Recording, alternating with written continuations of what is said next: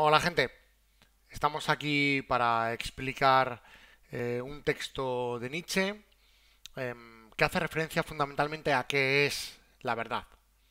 Empieza precisamente con esta pregunta. ¿Qué es entonces la verdad?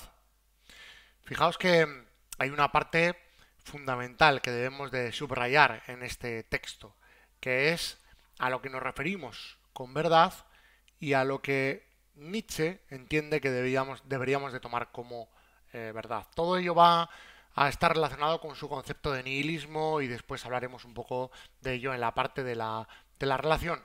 Pero aquí lo que debemos de mencionar en primer momento es aquel apartado que debemos de marcar como fundamental. Y es que para nosotros la verdad es todo aquello que hemos construido y que no corresponde con lo real y que además se ha adornado para ser tomado como algo especialmente importante. De ahí que nos diga que es una hueste en movimiento de metáforas, metonimias, antropomorfismos. En resumidas cuentas dice una suma de relaciones humanas que han sido realzadas. Esto es especialmente importante. Extrapoladas, adornadas poéticamente y retóricamente. Bien. Es decir, una construcción de algo que realmente no existía como tal y que además nosotros le hemos dado un valor añadido. Y que como a lo largo de mucho tiempo lo hemos estado utilizando como real, nosotros, los humanos, el ser humano, lo hemos adoptado, este tipo de verdades, las hemos adoptado como verdades canónicas, como verdades absolutamente firmes, nos dice vinculantes. Añadiríamos como idea fundamental que las verdades no son otra cosa que ilusiones, que nos hemos olvidado que las hayamos constituido como tales. Dice, metáforas que se han vuelto gastadas y sin fuerza sensible.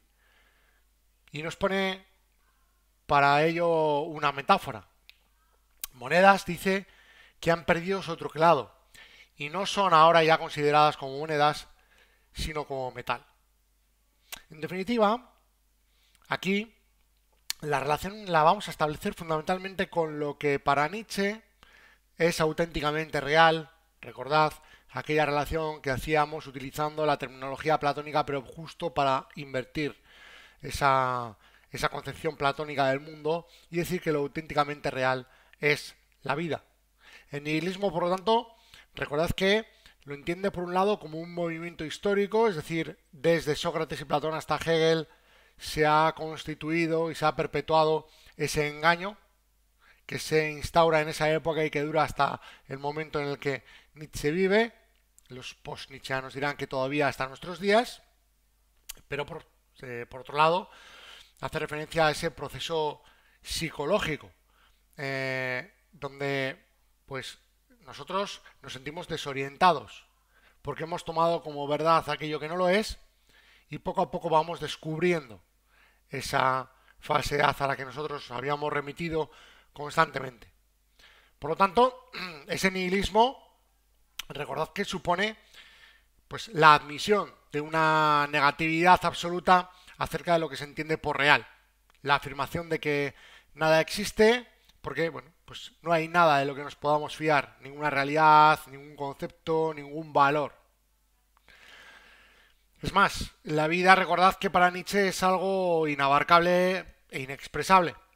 Por lo tanto, ese afán por intentar dilucidar, explicitar concretamente qué es la verdad, no deja de ser algo realmente imposible de plasmar a través de las palabras y entender que no hay una distinción entre sujeto y objeto de conocimiento, pues nos hace precisamente entender que la realidad no es cognoscible. Solo la podemos realizar, recordad, de forma apasionada y trágica. No podemos conocer la verdad, solo podemos vivirla, en definitiva. La vida, nos dirá Nietzsche, es intuible. Por lo tanto, aquella afirmación de lo que es algo ya es sospechosa de ser real y es nuestra intuición estética, ¿no? Ese artista que hemos abandonado, ¿no? Perdón, que hemos recogido, que hemos recuperado en lugar del filósofo que hemos abandonado, es lo que nos marcaría de alguna manera esta preocupación por parte de Nietzsche hacia la tarea del artista, ¿no? Aquel que debe ser el encargado de desenmascarar todo aquello que permanece oculto. Eh, por otra parte, lo apolíneo es lo que durante tanto tiempo nos ha estado ocultando. Esa otra parte de la realidad que también es auténtica y que también es verdadera y que lo es más en tanto que es más pasional o más trágica o más vinculada a la vida que la parte lógica, racional y fría que nos impide entender en qué consiste esto. Lo estético trágico, por lo tanto, aquí se enfrenta a lo estético bello.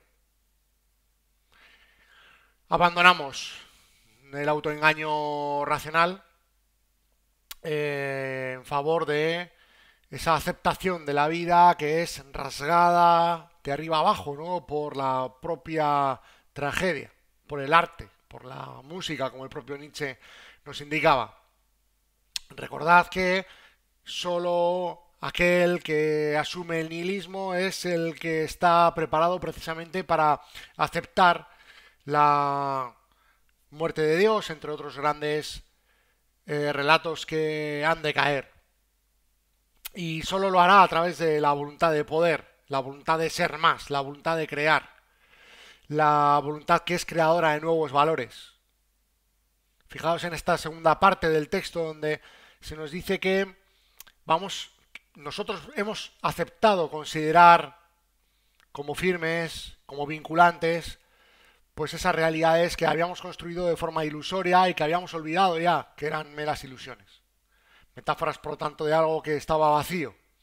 Esos valores se han diseminado, esos valores ya no tienen o no son utilizados, mejor dicho, como referente y por lo tanto no son susceptibles de tener en cuenta.